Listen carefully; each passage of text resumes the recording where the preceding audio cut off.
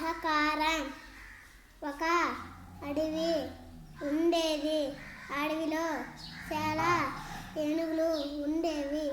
ఒకరోజు స్నానానికి నదికి వెళుతున్నాయి.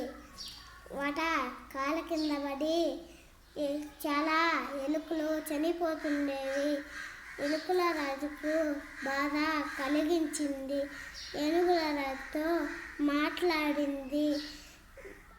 ఏనుగురాజా, మమ్మల్ని తక్కకుండా జాగ్రత్తగా వెళ్ళండి. మీకు ఏమైనా అవుతే మేము సాయం చేస్తాము.